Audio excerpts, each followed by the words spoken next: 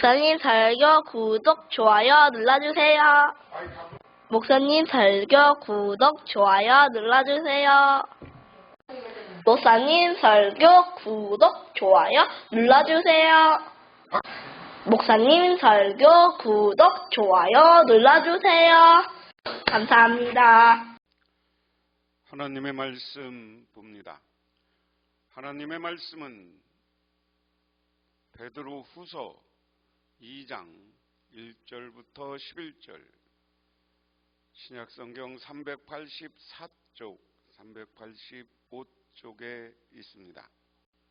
그러나 백성 가운데 또한 거짓 선지자들이 일어났나니 이와 같이 너희 중에도 거짓 선생들이 있으리라.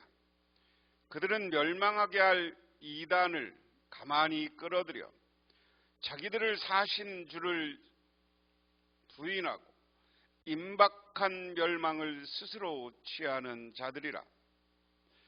여럿이 그들의 호색하는 것을 따르리니 이로 말미암아 진리의 도가 비방을 받을 것이요, 그들이 탐심으로써 지어낸 말을 가지고 너희로 이득을 삼으니 그들의 심판은 옛적부터 지체하지 아니하며 그들의 멸망은 잠들지 아니하느니라.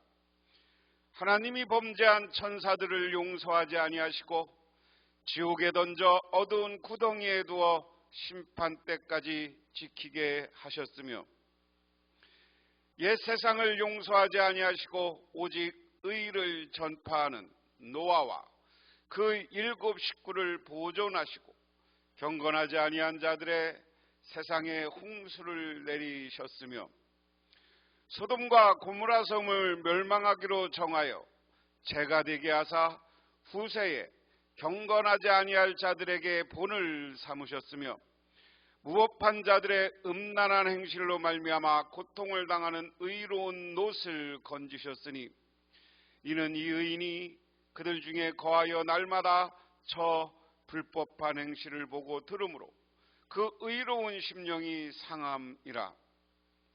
주께서 경건한 자는 시험에서 건지실 줄 아시고 불의한 자는 형벌 아래 두어 심판 날까지 지키시며 특별히 육체를 따라 더러운 정욕 가운데서 행하며 주관하는 일을 멸하시는 자들에게는 형벌할 줄을 아시느니라.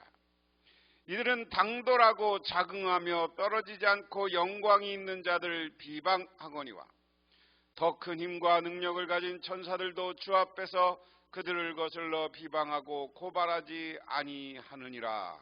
아멘. 베드로가 편지하는 이 시점에 교회들의 갈등이 생기기 시작했다. 그런데 교회가 갈등을 하게 되는데 그 이유는 하나님을 향한 믿음에서 문제가 되는 것이 아니라 진리를 위장한 거짓 선생들, 거짓 교사들이 교회에 들어온 것이다. 그래서 그들이 잘못된 가르침과 예수를 부인함으로 교회 교인들이 거기에 미혹되어 빠지기 시작했다.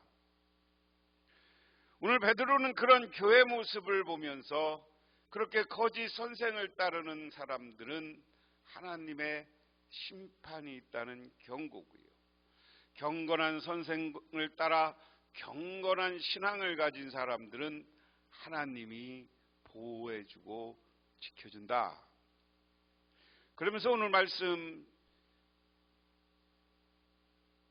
베드로후서 2장 1절에서 11절은 주로 거짓 선생들의 결과, 거짓 선생들을 따르는 사람들의 결과가 어떤 것이냐, 그 심판의 모습이 어떤 것이냐 하는 것을 밝히고 있습니다. 그러나 백성 가운데 또한 거짓 선지자들이 일어났으니 이와 같이 너희 중에 거짓 선생들이 있으리라. 그들은 멸망하게 될 이단을 가만히 끌어들여 자기들을 사신 주를 부인하고 임박한 멸망을 스스로 취하는 자들이라 이렇게 말씀하셨습니다. 자, 오늘 교회가 있어요. 교회가 있어요. 그런데 교회가 제가 여러 번 말씀드렸습니다. 사도 바울이나 베드로나 어느 교회에 편지하는 이유는 그 교회에 갈등과 문제가 생긴 거예요. 그래서 이 문제를 해결하기 위해서 편지를 하는 겁니다. 그런데 오늘 사도 베드로에게 편지를 받고 있는 이 교회의 갈등은 거짓 교사들이 있었다. 그런데 이 거짓 교사들은 누구냐? 구약 시대에도 거짓 예언자, 선지자들이 있었다. 그것처럼 구약 시대에 거짓 예언사가 있었던 것처럼, 거짓 선지자가 있었던 것처럼 지금 교회도, 그러니까 백성들 가운데 거짓 선지자가 있다는 건 이스라엘 백성 가운데 거짓 예언자들이 와서 그들을 유혹하고 그들을 어려움에 빠뜨리고 그러면서 자기들에게 유리한 대로 성경을 해석하고, 자, 그러면서 그들은 멸망하게 될, 그런데 너희 중에도 과거에 거짓 선지자가 있었던 것처럼 거짓 선생, 거짓 교사들이 있다. 그런데 그들은 멸망하게 할 이단을 가만히 끌어들여 그랬습니다.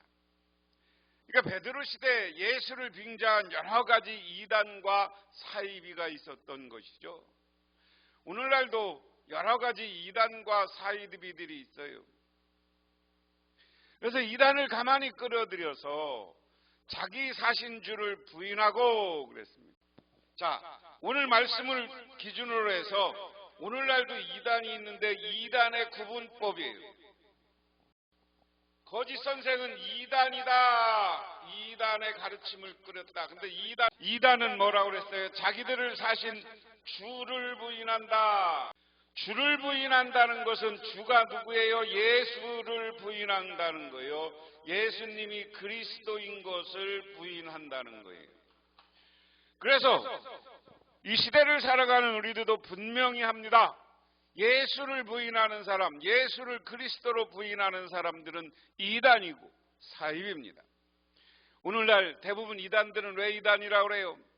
자기들이 예수는 실패한 예언자고 자기들이 새롭게 하나님이 보낸 예언자다. 또는 자기들이 하나님이다. 그렇게 가르칩니다. 이것은 오늘 교회가 시작하던 이 시대도 이런 이단들이 있었죠. 그런데 그들의 결과는 뭐냐? 임박한 멸망을 스스로 취하는 자들아. 그들은 하나님으로부터 바로 심판받고 멸망할 것이다. 여럿이 그들의 호색하는 것을 따르리니 이로 말미암아 진리의 도가 비방을 받을 것이다. 거짓 선생들의 잘못된 가르침을 교회로 끌어들여 성도들이 호색에 빠지게 했다. 놀라운 것은 그들의 비도덕적 삶의 영향력이 커져서 많은 성도가 그들을 따랐다 하는 겁니다. 호색이라는 건 뭐예요? 색을 밝히고 여자를 밝히고 바람나고 바람 피고 막 이러는 거예요. 이단은 호색하는 자들아, 그러니까 윤리적 타락, 성적 타락, 지들이 타락했으니까 이 사람들 때문에 진리의 도가 비방받을 것이다. 예수님이 그렇게 가르친 적이 없으니까 이들은 자기들을 옹호하기 위해서 진리의 도 예수 그리스도에 대한 복음을 비방하고 받아들이지 않아. 세 번째 3절에 그들이 탐심으로써 지어낸 말을 가지고 너희들도 이득을 삼으니 그들의 심판은 옛적부터 지체하지 아니하며 그들의 멸망은 잠들지 아니하리라. 자, 그 다음에 이단의 두 번째 특징은 탐심을 가지고 어떻게 탐심을 욕심을 가지고 말을 지어내서 이득을 취해. 오늘날 이단도 마찬가지잖아요. 이단은 겉모습은 그런 것 같지만 욕심을 가지고 돈을 끌어먹고 지금 이단들이 하는 기업, 이단들이 나중에 결국 교주가 죽고 나면 싸우는 재산 싸움, 그런 게 얼마나 많습니까? 그래서 그들이 탐심을 가지고 지어낸 말 가지고 너희로 이득을 삼으니 그들의 심판은 옛적부터 지체하지 아니며 그들의 멸망은 잠들지 아니하니라. 야, 욕심 가지고 니들 끌어들였어. 니들을 자기의 이익을 위해서 이용한 거야, 그 얘기예요. 그래서 거기에 빠져 있는 사람, 그래서 너희들을 유혹한 사람, 그 사람들은 하나님이 얘기한 옛적부터 심판이 지체하지 않고 올 것이다. 하나님이 범죄한 천사들을 용서하지 아니하시고 지옥에 던져 어두운 구덩이에 두어 심판 때까지 지키게 하셨으며, 오늘 이것은 하늘의 세계를 이야기해요. 하나님이 천사들도 타락해서 마귀가 된 것이 있다. 근데 하나님은 그 천사들을 용서하지 아니고 지옥에 던져서 지켜서 마지막 심판 때 또 다른 사망을 일으키려고 지키게 했다. 여러분, 우리가 타락해서 이단에 빠지고 죄를 지면 우리도 가차없이 지옥불에 던져지고 마지막 때에 영원한 사막에 이른다는 것을 기억하시기를 바랍니다. 옛 세상을 용서하지 아니하시고 오직 의를 전파하며 노아와 그 7 식구를 보존하시고 경건하지 아니한 자들의 세상에 홍수를 내리셨으며. 자, 그러면서 오늘 노아의 이야기를 끌고 들어와요. 여러분, 노아의 이야기는 잘 알잖아요. 노아 시대 세상 사람들이 다 타락해서, 타락한 건 오늘 여기에 이야기한 이단과 똑같다. 성적 윤리적으로 타락했고 자기 욕심을 따라 사람을 죽이고 살리고 막 아비규환의 세상을 만들었어요. 그런데 그 속에서도 하나님 앞에 경건한 노아가 있었어요. 노아는 하나님의 뜻을 따르고 늘 하나님을 경배하고 늘 하나님의 말씀을 듣는 사람들이었습니다. 그 노아 때문에 노아와 노아의 말을 따라 같이 방주를 짓고 방주에 들어간 7 식구는 보존했다. 하지만 경건치 아니하고 여전히 죄를 짓고 타락한 사람들은 홍수를 내려서 싹 쓸어버렸다. 오늘 베드로는 오늘 이 교회에 이야기하는 겁니다. 너희들이 노아 같은 믿음을 지녔냐? 아니면 자기 이익을 따르는 이단을 따랐냐? 노아같이 경건하면 하나님이 지켜줄 것이지만 너희들이 경건을 버리고 이익을 쫓고 타락하였다면 홍수를 내려서 영원한 심판에 따르게 하는 것처럼 심판받아 사라질 것이다. 바로 그 다음에 소돔과 고모라를 끌고 들어와요. 소돔과 고모라 성을 멸망하기로 정하여 죄가 되게 하사 후세에 경건하지 아니할 자들을 본으로 삼으셨으며 무법한 자들의 음란한 행실을 오말미암아 고통당하는 의로운 놋을 건지셨으니 이는 이 의인이 그들 중에 거하여 날마다 저 불법한 행실을 보고 들으므로 의로운 심령이 상함이라. 자, 오늘 이야기는 그럼 뭡니까? 다음에 하나님의 홍수의 심판을 끌어들이고 오늘은 소돔과 고모라 성을 이야기해요. 소돔과 고모라 성을 완전히 멸망해서 죄가 되게 했다. 그래서 그 소돔과 고모라 성을 볼 때마다 경건하지 아니한 사람들에게 니들 타락하면, 경건하지 아니하면 저렇게 죄가 돼 하는 것을 보여준 것이다. 그런데 오늘 여기에 소돔과 고모라의 죄는 뭡니까? 무법한 자들의 음란한 행실. 무법한 자들이 음란했다 늘 이야기하지만 오늘 여기도 다시 성적 타락을 강조하는 거예요. 그래서 그 고통당하는 의로운 옷을 건지셨으니 그 음란하고 무법한 사람들이 있을 때 거기서 롯은 신앙을 지켰어요. 하나님의 두려움을 두려워했던 사람이에요. 근데 대표적인 사건이 뭡니까? 천사들이 왔어요. 아브라함이 부탁해서 롯은 건져달라고 그러니까 롯의 집으로 천사들이 왔는데 그 마을 사람들이 어떻게 합니까? 롯의 그 천사들을 이쁘게 생겼다고 그들과 오늘로 얘기하면 동성연애를 하겠다고 내어달라고 그래요. 남자들이 남자가 와서. 그러니까 롯이 그럼 우리 딸들을 데리고 가라. 그러면서 의로웠던 하나님의 두려웠고 천사가 누군지 알았던 롯은 거기서 고통당하고 어려웠다. 그래서 그들이 심판받은 것은 의로운 사람이 그 무법한 자들, 음란하는 사람들을 보면서 그 심령이 울고 너무나 힘들었다. 누가? 롯이. 그래서 그것 때문에 하나님이 그들을 심판하였다. 그래서 오늘 노아 이야기도 그렇고요. 오늘 소무동 고무라성도 있고요. 다 망하고 멸망하지만 그 속에 있는 의로운 사람을 오늘 이야기합니다. 왜 그럴까? 베드로는 오늘 타락해갖고 분열 있는 이 교회에 너희들 잘 생각해라. 너희들이 음란하고 무법하고 죄를 지면 하나님이 죄가 되게 하고 홍수로 멸망하는 것처럼 싹 쓸어버리지만 노아와 같이 하나님을 두려워하고 경건한 믿음이 있으면 그들을 하나님이 사랑하고 지켜주고 보호해준다. 오늘날도 우리가 하나님을 향한 믿음, 예수 그리스도를 향한 믿음을 분명히 하시는 저와 여러분이 되시기를 바랍니다. 그렇게 할 때 우리 교회가 성장하는 것이고 하나님으로부터 보호받는 거예요. 무조건 여러분 교회가 수적으로 많아졌다고 중요한 게 아닙니다. 우리 한국 교회의 문제는 수적으로 많아졌는데 오늘 이들이 얘기하는 것처럼 자기의 이권과 이익을 탐했어. 교회 지도자들이. 그래서 그것 때문에 한국 교회가 회개해야 되는 거예요. 그리고 하나님 앞에 우리는 경건하고 욕심을 버리고 주님의 뜻에 순종하는 사람들, 순종하는 성도들, 순종하는 경건한 교인들이 될 때 하나님은 우리를 지켜주시고 보호해 주실 줄 믿으시기 바랍니다.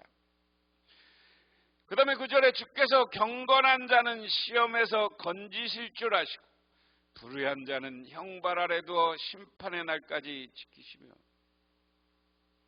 자, 지금 반복적으로 얘기한 거예요. 경건한 자에게는 고난이 오고 시험이 와도 그곳에서 하나님이 건져줘요. 그렇지만 불의한 자는 형벌 아래 두어 심판 날까지 지킨다는 것은 뭐예요? 이 땅에서 1차 형벌이 있어.